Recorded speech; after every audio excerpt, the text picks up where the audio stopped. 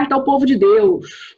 Carta ao Povo de Deus foi uma carta assinada por um conjunto de bispos, 152 bispos a princípio, bispos que estão à frente de dioceses e arquidioceses no Brasil e bispos eméritos, né, que são os bispos aposentados, que assinaram essa carta se posicionando contra, denunciando uma série de questões ligadas ao governo Bolsonaro. Essa carta, né, Roberto? Eu não acompanhei muito de perto essa situação ainda em detalhes.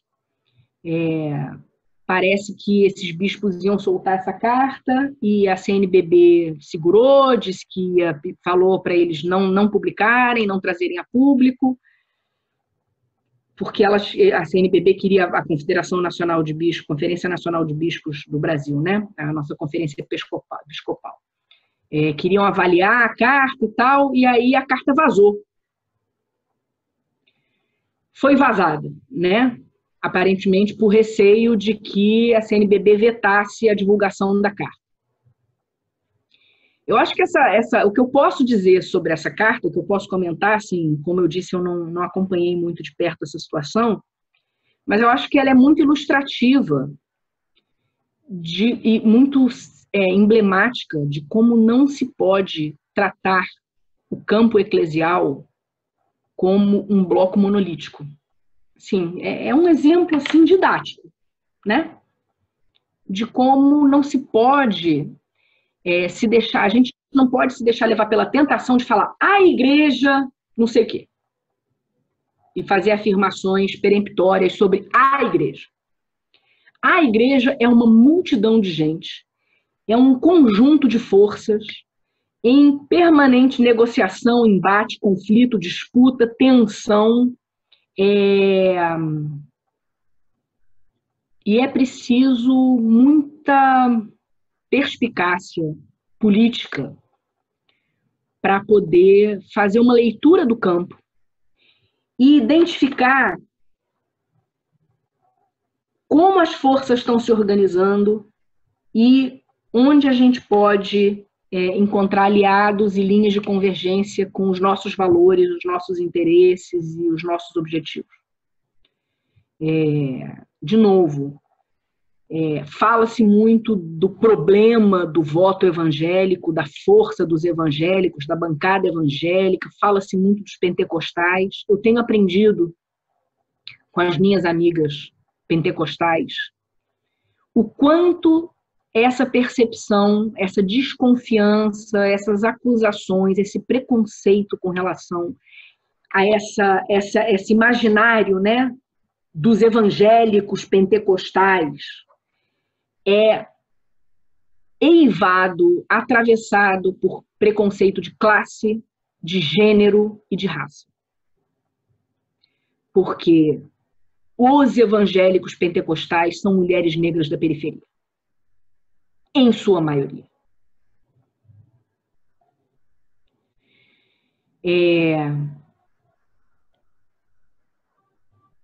Existe muito conservadorismo aliado às forças políticas que estão no poder no nosso país hoje, que estão nas igrejas históricas. Calvinista para dar com rodo. Católico, os católicos, o ultraconservadorismo católico foi uma força importantíssima na eleição do Bolsonaro. Importantíssima e uma base importantíssima de sustentação desse governo. Então, a gente precisa tomar muito cuidado com essa figura e essas críticas, essas acusações aos evangélicos e aos pentecostais. Acho que não à toa os movimentos de feministas cristãs, principalmente, são, em grande parte, compostos por mulheres negras e muitas pentecostais. Eu acho que isso não é por acaso, não é gratuito.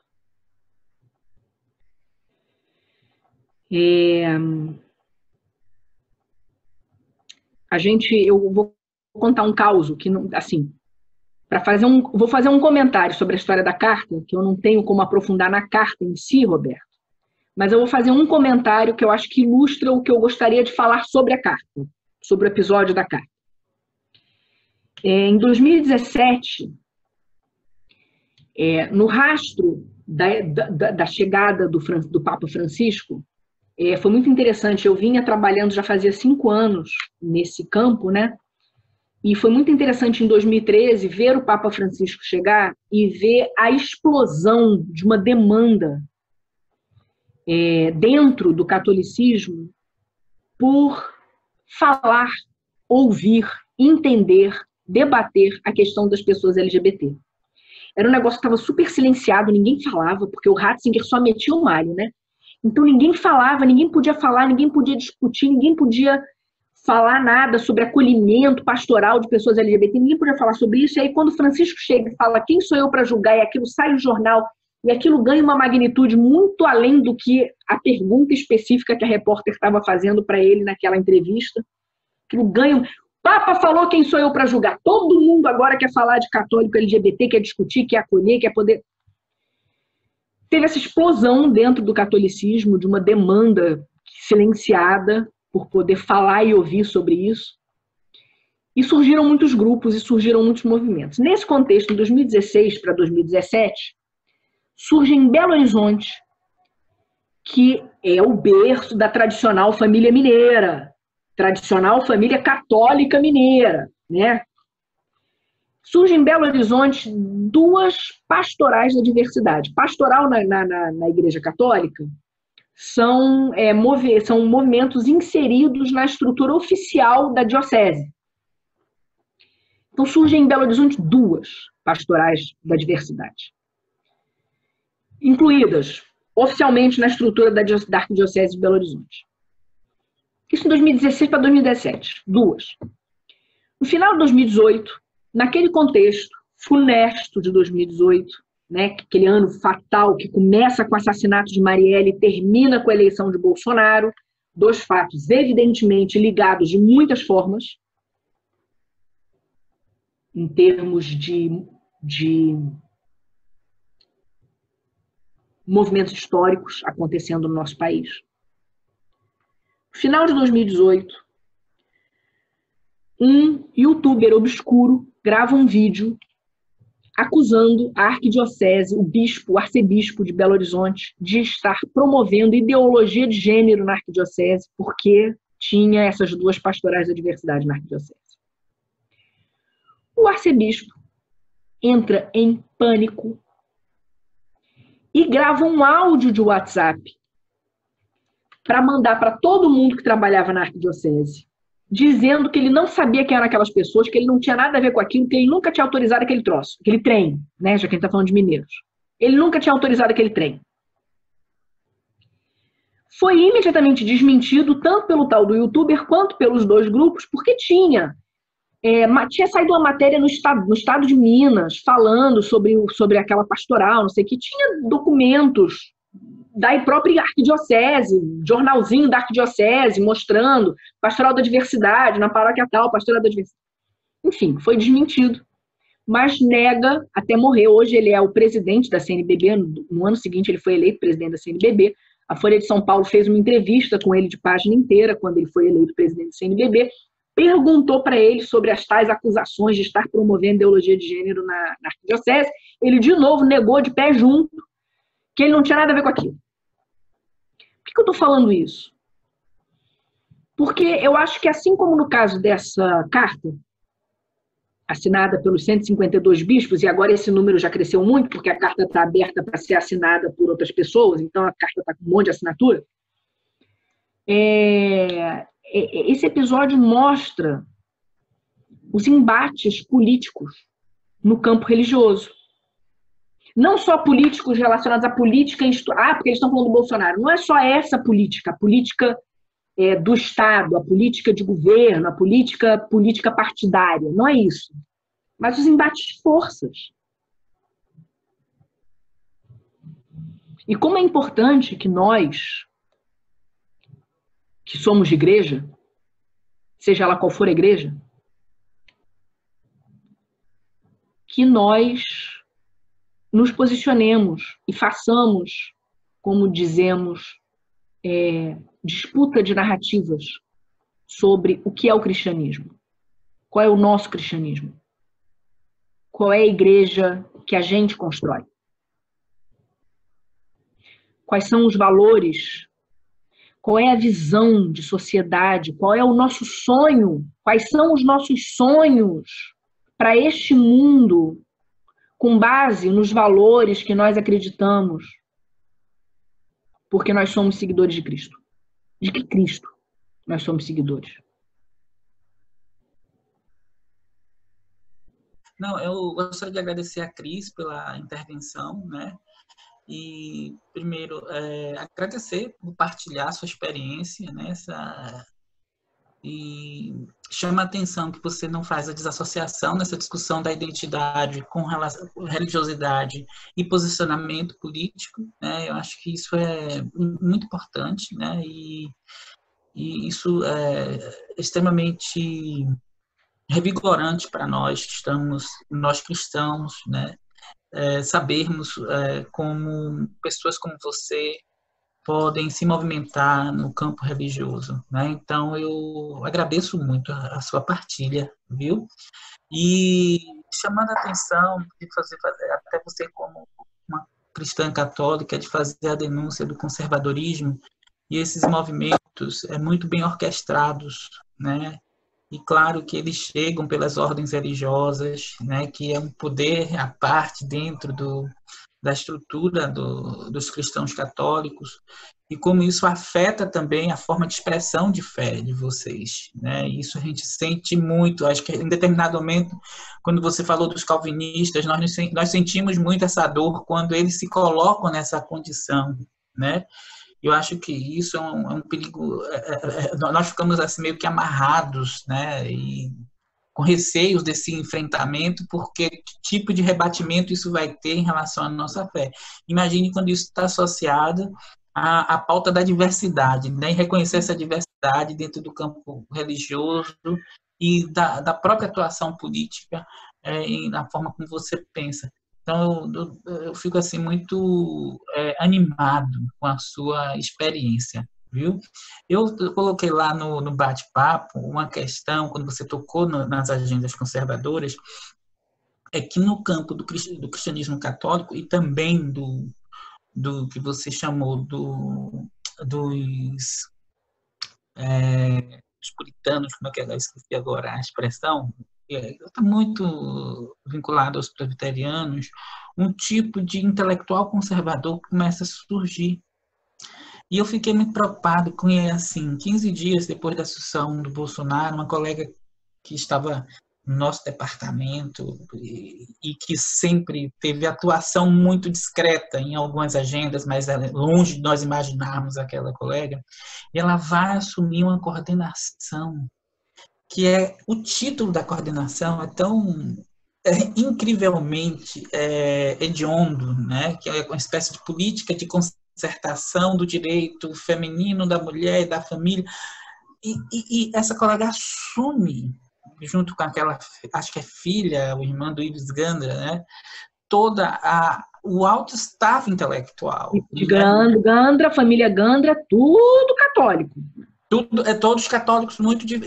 Essa minha colega de trabalho, de departamento, né, do campo da psicologia, ela é de uma ordem religiosa, acho que é fé, comunhão e fé, né, e que tinha todo um trabalho de monitoramento dentro da Arquidiocese de Salvador e ascende ao alto staff dentro do bolsonarismo. Isso impacta muito. Nós, no departamento, ficamos loucos, porque a gente jamais imaginaríamos, né? No mínimo, a gente considerava que a colega não queria entrar em alguns debates, mas nunca passaram.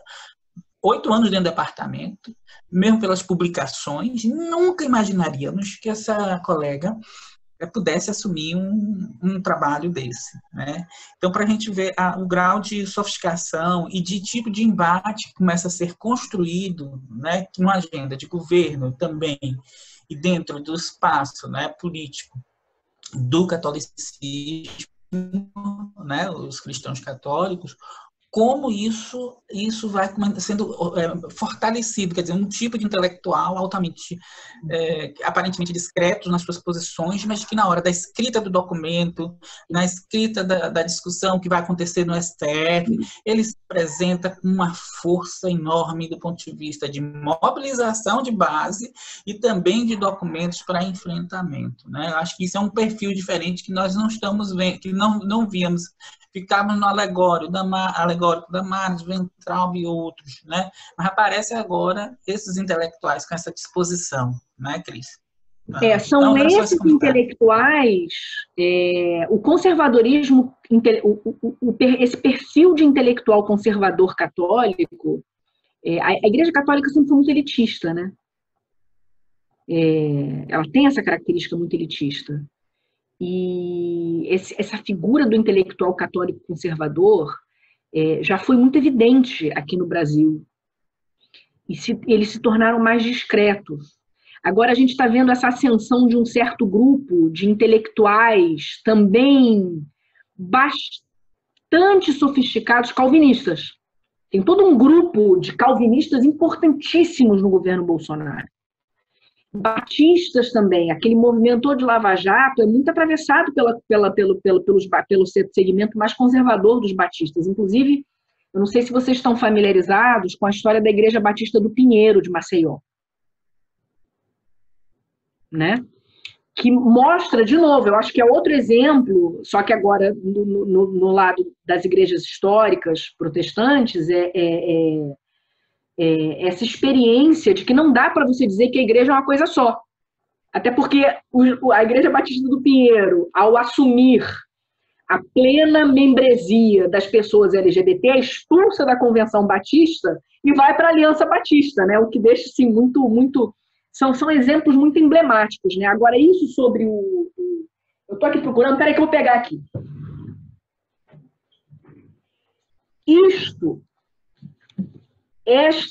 Este livro em papel bíblia de 936 páginas se chama Lexicon, porque as coisas católicas são todas muito em latim, né? Que é para ficar importante.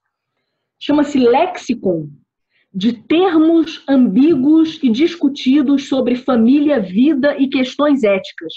Os caras escreveram, esses mesmos setores super sofisticados intelectualmente do catolicismo conservador, que desenvolveu toda esse discurso sobre ideologia de gênero, foram as pessoas que se deram ao trabalho de escrever uma nova Bíblia, porque isto aqui tem 936 páginas, só falando sobre família.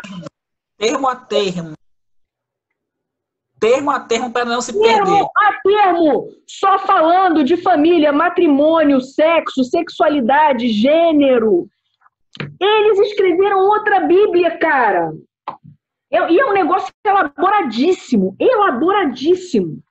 Só para comentar a história dos intelectuais conservadores católicos, assim. Natim também para ficar inassensível, Laurinha, também. E parecer mais importante do que é. Enfim. Não sei se Cris, comentei satisfatoriamente com o Roberto falou. Sim. Super. muito bom mesmo, Cris. Tem a Laurinha que quer fazer uma pergunta, depois tem a Gláucia.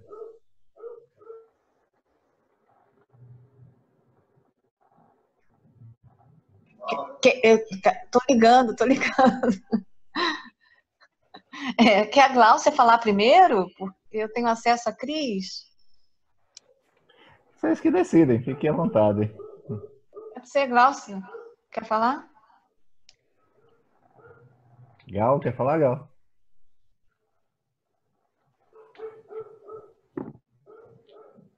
A gente sempre leva um tempo para Não, religar as Laura. coisas. Não, oi, Laura. Não, pergunte, não se preocupe, não. Eu estou acompanhando e não tem problema com o horário, não. Pode perguntar.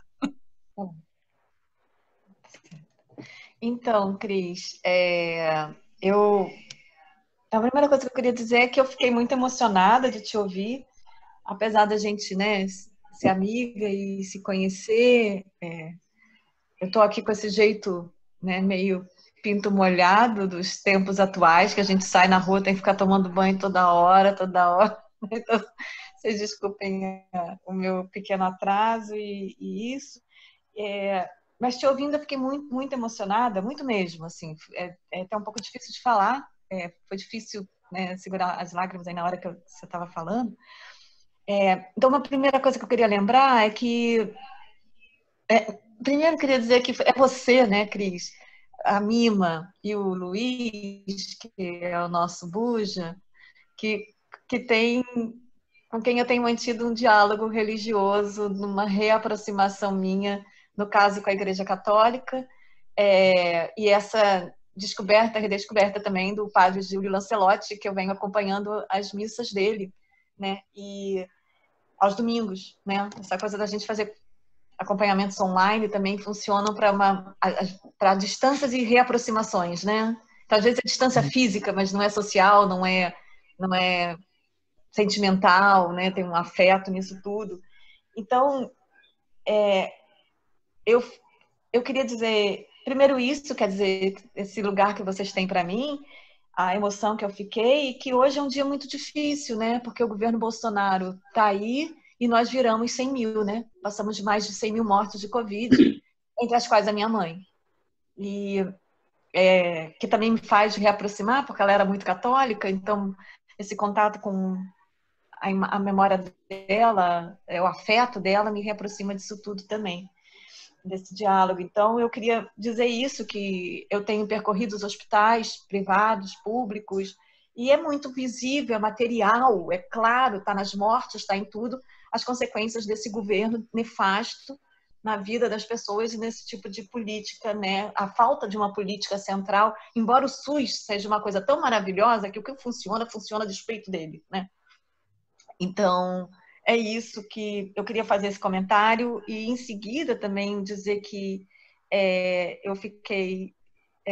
eu tenho tantas questões, eu não vou fazer as questões todas, assim, porque senão vai ser um atropelo, né? Mas o Roberto falou das ordens religiosas, eu fiquei muito curiosa, conhecer um pouco, né? Saber um pouco da relação disso com a teologia da libertação, mas eu também...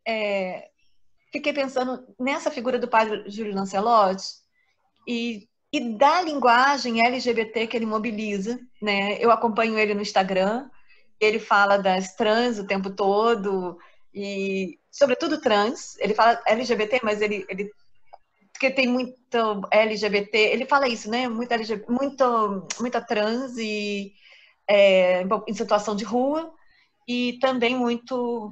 Ele fala de jovens meninos, né? Jovens gays, assim, mais do que lésbicas. Mas me parece que tem uma mudança aí de inflexão nessa linguagem da teologia da libertação. Eu não sei dizer se é uma coisa muito ele, mas a teologia da libertação que eu conheci um pouco na década de 80, né? A questão LGBT não aparecia, né? Era pecado aquilo, a desigualdade social é um pecado, né? A injustiça é um pecado, nesse sentido o capitalismo, né, é um pecado, né? Então, mas o que muda, Cris? E quando isso muda, que é um pouco a minha pergunta? Ou é uma coisa particular do próprio Júlio Lancelotti, que é uma figura muito carismática, né? E não foi só Paulo aí, o ateu, graças a Deus, que vem acompanhando essas coisas, né? Uma das minhas cunhadas falou, eu fui assistir aquilo e eu falei, o que eu estou fazendo aqui? Porque eu não sou nem católica, não acredito. Mas ele falou de um jeito e depois alguém disse, olha, eu não sou católico, mas eu sou ateu, mas eu gosto do que está sendo dito aqui. Eu falei, então tá, então eu vou ficar, e estou ficando, né? Então é isso, eu acho que muita gente como eu vem procurando um refúgio e está ficando, né? Porque está achando uma zona de conforto. E aí eu queria um pouco, se você pudesse só mencionar rapidamente, eu não quero ocupar o tempo, porque eu tenho acesso a você para perguntar também, depois pelo WhatsApp, como eu vivo fazendo.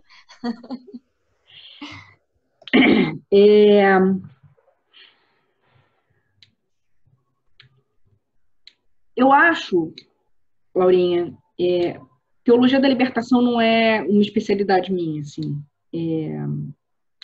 Eu nunca me debrucei sobre a teologia da libertação para estudar, ou enfim. Mas o que eu posso dizer é que a teologia da libertação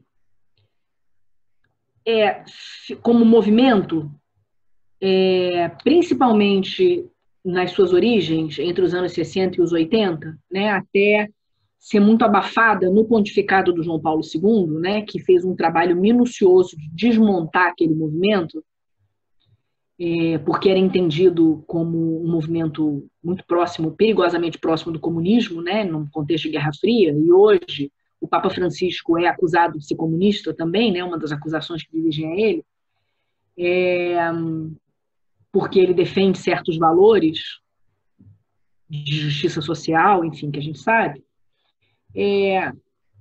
A teologia da libertação como movimento, ela sofre o mesmo tipo de crítica, ela está sujeita ao mesmo tipo de crítica que certos segmentos hegemônicos nos movimentos políticos de esquerda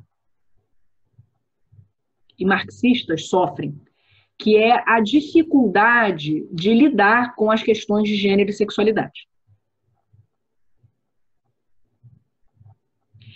E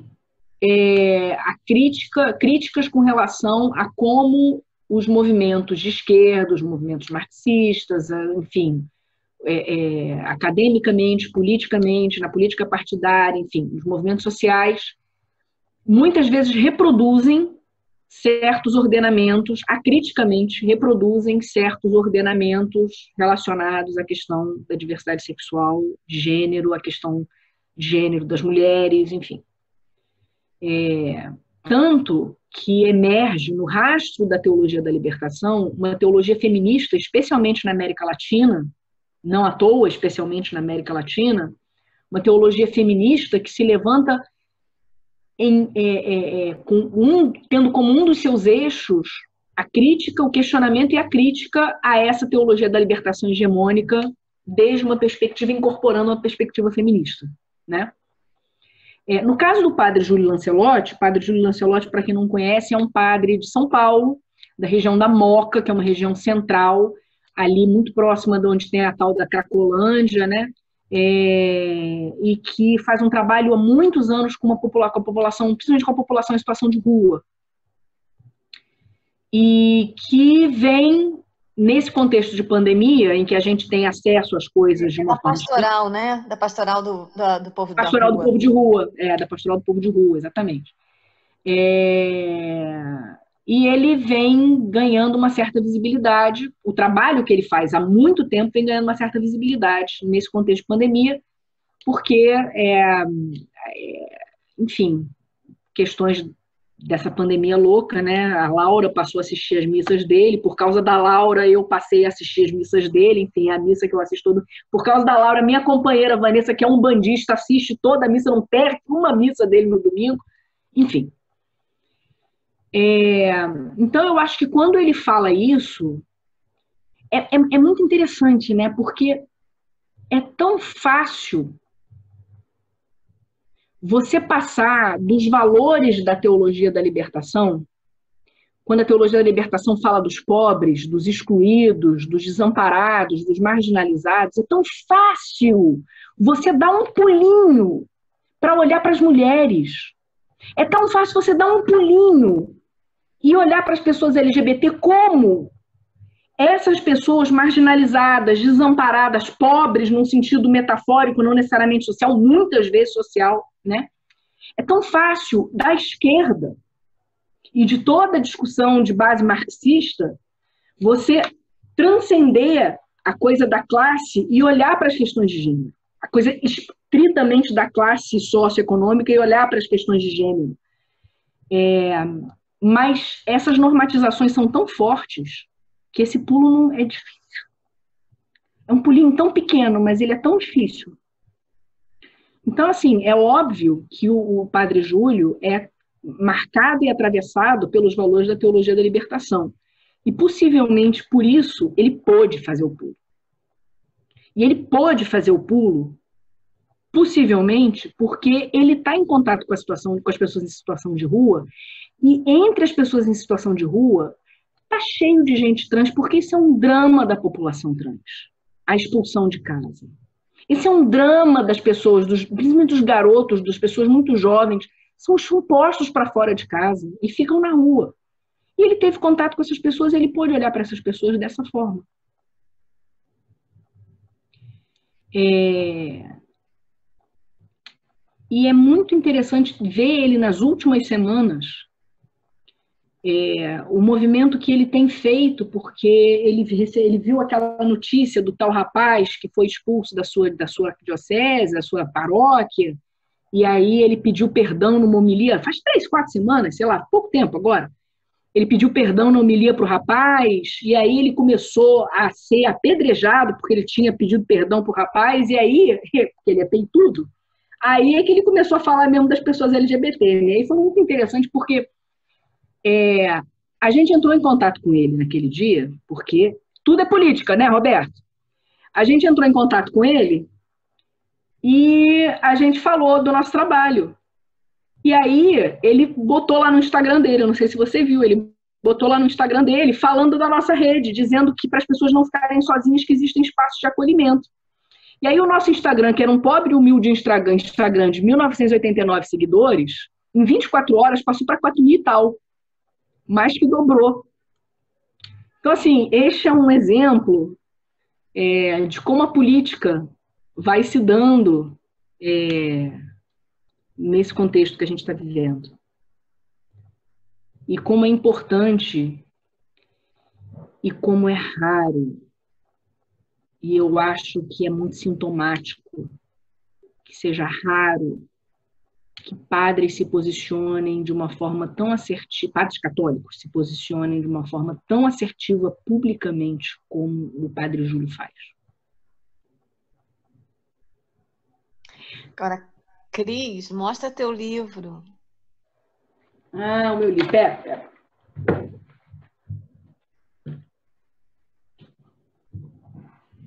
Eu sou péssima com essas coisas, porque você deixou o armário aberto. Vocês vão ver minha bagunça. Esse é o meu livro. Espera aí. Vocês vão ver espelhado, mas o nome dele é Viemos para Comungar, os grupos de católicos LGBT brasileiros e suas estratégias de permanência na igreja, pela editora Metanoia. Vocês conseguem comprar no site da editora Metanoia. Viemos para Comungar, o título vem de uma música completamente Teologia da Libertação e Comunidades Eclesiais de Base, que fala, no refrão, fala que Jesus é esse pão de igualdade, nós viemos para comungar. Que comungar é tornar-se um perigo, e nós viemos para incomodar. E é isso, né? Essa música é muito engraçada, porque nós usamos, essa música é uma música que nos toca profundamente, porque nós somos excluídos da Eucaristia, em tese, né? E a gente se apropriou dessa música, que é uma música Teologia da Libertação pura, e para fazer esse pulo, né? Para falar das pessoas LGBT como também esses pobres, e excluídos e marginalizados da sociedade e da igreja. Por isso esse nome. Respondi a tua pergunta, Laura? Eu não sei, acho que eu me perdi em algum momento que você tinha perguntado. Não? Ah. Gláucia, agora. Bom, eu queria agradecer, né? Agradecer porque eu acho que não somente as questões que foram ditas e a emoção que você transmitiu para a gente.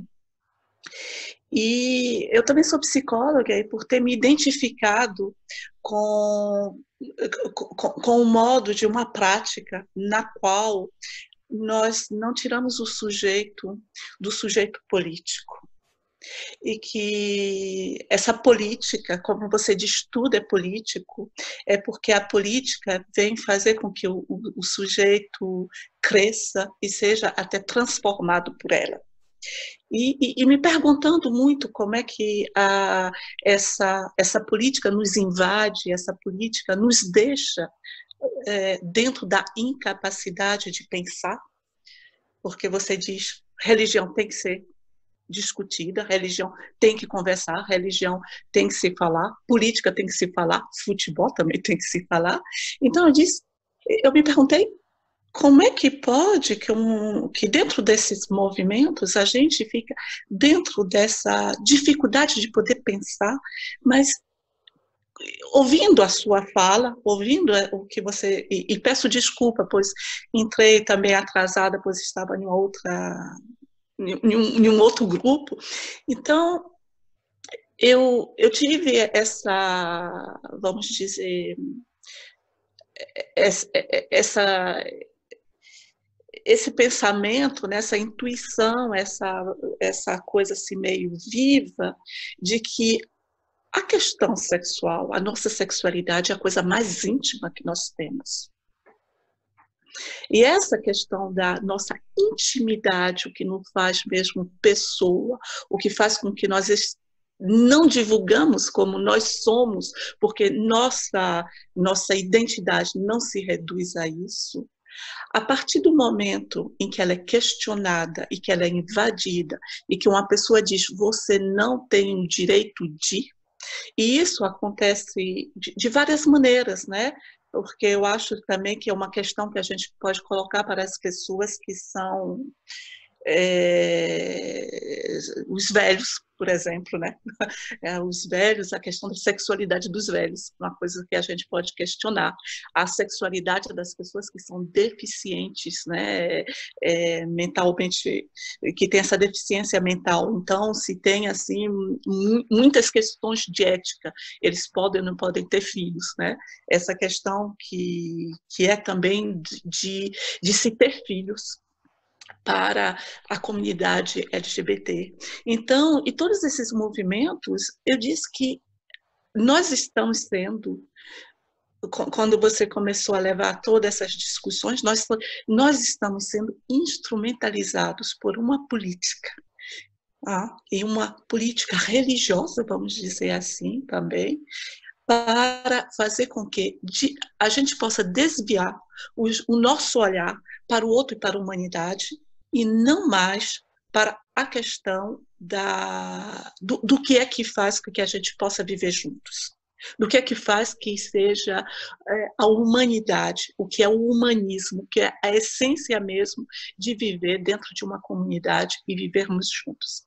Então, não é uma pergunta, mas são coisas assim que me vieram, porque mesmo dentro do meu trabalho, eu moro na França, e eu sou também irmã de Paulo e de Luiz Cláudio. Eu vejo uma coisa assim que acontece também no Brasil, que são muitos jovens que são postos do lado de fora da casa, né, que as famílias não querem saber mais deles, porque eles falam da sexualidade e que assumem esse papel dizendo, vamos dizer, são mais os garotos que as garotas, mas é justamente nesse sentido em que eu fiquei emocionada pelo que você contou, porque eu acho que são coisas também que eu ouço no meu dia a dia, esse sofrimento por ser o que é. Não ser o que é, mas por ter vamos dizer, uma liberdade de dizer que a sua orientação sexual não é a orientação sexual que os outros gostariam que fosse. Então, eu queria te agradecer.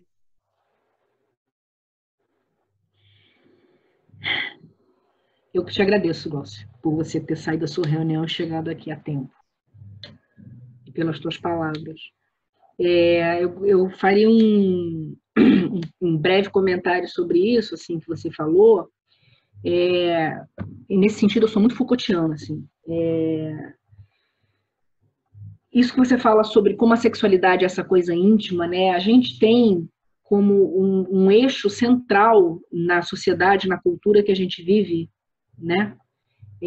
Como a sexualidade é algo uma expressão muito, muito crucial da verdade das pessoas, né? As nossas identidades, elas se organizam em torno desse eixo, né? As nossas identidades se organizam primeiro em torno de ser homem e ser mulher e de todas as implicações. Quando a gente ouve uma pessoa está grávida, fulano está grávida, a primeira coisa que a gente pergunta é menino ou menina? A gente vê um bebê recém-nascido, acabou de sair, pá, é menino ou menina? É a primeira coisa. É o item número 1. E quando a gente fala é menino ou é menina, a gente já está dizendo um monte de coisa sobre quem essa pessoa é, sobre quem essa pessoa vai ser, sobre o que essa pessoa pode, sobre o que essa pessoa não pode, sobre até onde essa pessoa vai, qual vai ser o caminho dela na vida. A gente já está dizendo um monte de coisa nesse é menino ou é menino, né? Então, eu acho que o que se coloca, em parte, assim, uma das coisas que se colocam nisso tudo que a gente está discutindo, e nisso que você falou, é a nossa relação com as normas que organizam quem nós somos. E a maneira como a gente se submete e subverte essas normas.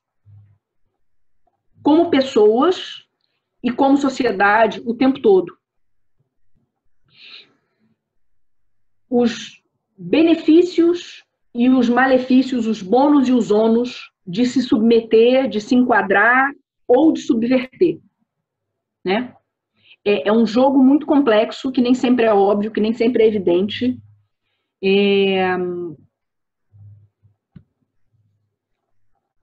Mas eu, particularmente, tenho para mim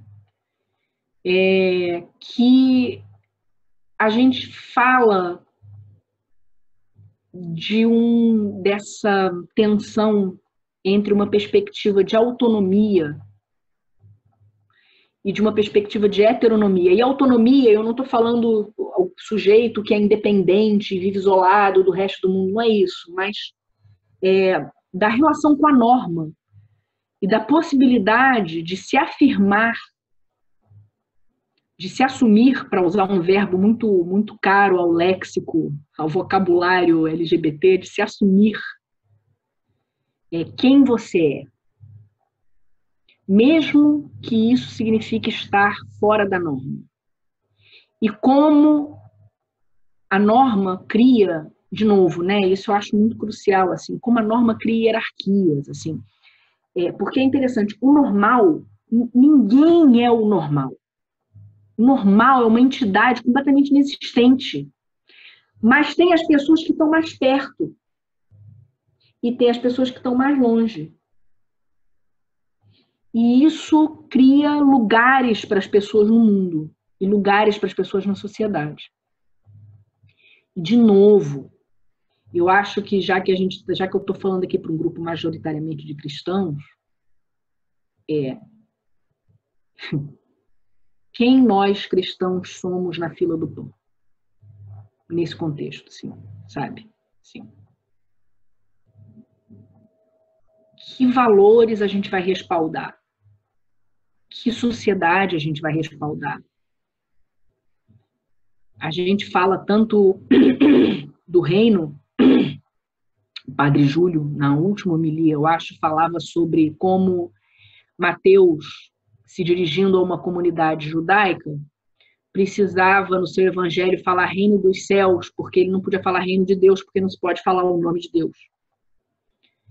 E ele falava reino dos céus, e como, ao longo da história, o reino dos céus ficou sendo, para os poderosos de cada tempo, o reino do depois. Você agora, você rala a sua vida inteira neste mundo, se submete, seja bonzinho, fique no seu lugar, porque depois que você morrer, você vai ganhar seu prêmio no céu. E o Padre Júlio pontuava, como Mateus fala reino dos céus, mas ele estava falando, ele queria dizer reino de Deus, e o reino de Deus é aqui agora. Que nós somos chamados como cristãos, dentro dessa ética, dentro desses valores, dentro dessa linguagem, dentro desse repertório simbólico, dentro desta forma que a nossa vivência do sagrado assume, Nós somos chamados a construir o reino de Deus aqui, agora. E fazer da nossa igreja reflexo e imagem desse reino. Que reino e que igreja a gente está construindo?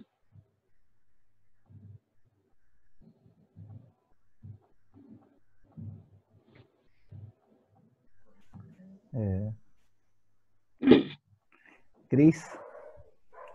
Luiz Cláudio, tudo bem? Eu vou mexer na minha cabeça porque as janelinhas vão mudando. Agora Tá você está certo. aqui assim. É isso, Cris. Muito boa realmente a sua fala, te agradeço de coração, realmente, a parte aqui. Você é uma pessoa especial, já tinha um primeiro bate-papo que a gente tinha feito. O que Laura também tinha me comentado, também o trabalho que você faz é valoroso em relação a isso. E você falou até do reino dos céus, e comentando aqui, né? Porque, comentando só um pouco, a gente quando chega na igreja, e essa sua trajetória, a gente sempre ouve as mesmas coisas, dizendo que o LGBT está no inferno, está no pecado. E aí eu comecei a estudar um pouco a questão da Bíblia mesmo, inclusive começar a ler nos livros em hebraico, em grego, começando ainda, não sou nenhum biblista, mas tenho me debruçado. E uma coisa que me chamou a atenção, já falou de Mateus aí, em Mateus 24, quando está lá, vai falar sobre o grande julgamento, uma coisa escatológica, interessante que Jesus não faz nenhum questionamento sobre com quem a gente está se deitando. Ele só vai falar, se como é que está nosso posicionamento frente à justiça social com as pessoas excluídas. Então, isso é uma coisa que... E aí comprova, inclusive, que quando a gente entra pegando os originais dos que estão escritos, muitas palavras que hoje é tida e dotada como a questão para um público LGBT, são palavras que na época, inclusive no caso do Novo Testamento, se coloca muito Paulo, na época não tinha nem uma delas, por exemplo, que é a senankostai, é uma palavra que não tinha, como se fala, um neologismo que Paulo usou para o grego. Ninguém sabe o que diabos quer dizer, né? Exatamente. Ninguém sabe o que diabo quer dizer esse Senankostai, cara. E aí Impressionante. E o pessoal falou, não, deve já ser... Já transformaram em afeminado, já traduziram assim com uma gama de coisas, mas ninguém sabe que diabo de palavra é essa que Paulo inventou. Falaram, inclusive, que em um determinado momento, em Bíblias, na idade... Até um pouco antes da Reforma, a tradução que estava era masturbador. Não tinha nada a ver com homossexuais, que hoje muitas traduções Meu colocam. amigo, é porque cada tempo tem a ideologia de gênero que merece. Exatamente. Eu tenho certeza, se fosse traduzir a Bíblia hoje, iam botar lá ideologia de gênero. Você nem gostar da ideologia de gênero! Com certeza isso aí. Então, Cris, realmente nós estamos aqui de um grupo de cristãos, que você falou, né? E que a gente precisa mesmo nos unirmos nesse momento. E a gente, inclusive, nosso grupo aqui, ele é um grupo que... A Casa de Mima, né? Tá aí. E até comentando, né? Essa questão mesmo aqui, em relação para se falar. E como estamos sendo cristãos, né? Tem pessoas aí que são marxistas, graças a Deus, estão começando a frequentar. E também não vejo nenhum problema em ser marxista e ser cristão. Também não tem isso. Que a gente pudesse também fazer uma oração contigo mesmo em relação a isso, se você puder nos conduzir, inclusive.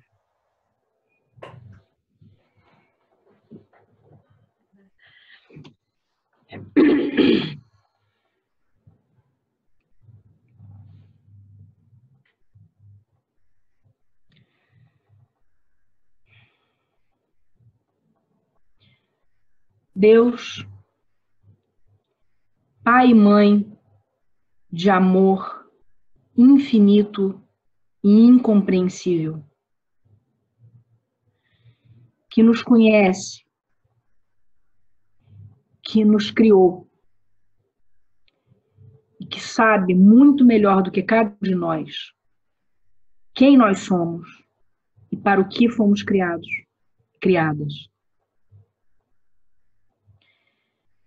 Nós te pedimos hoje, Senhor, depois desse encontro tão rico, depois desse encontro no qual nós pudemos ter a graça de sentir a sua presença encarnada nos afetos que nos uniram e nos unem nessa vida. Depois desse encontro pelo qual nós te agradecemos profundamente, Senhor, nós te pedimos que anime os nossos corações em tempos tão sombrios, Senhor. Nos alimente. Alimente a nossa esperança. Revigore o nosso ânimo para que nós possamos seguir na caminhada. Ilumina a tua igreja, Senhor, para que nós possamos ser a igreja que seja sinal da boa nova de Cristo, para que nós possamos realizar o plano de sermos sal da terra e luz do mundo nesta vida, para todas as pessoas, para que nós possamos construir nesta vida o teu reino, que seja um reino de justiça, que seja um reino de paz, que seja um reino de alegria, que seja um reino de riso, que seja um reino de respeito, de amizade, de dignidade para todas, todos os teus filhos e filhas. Amém.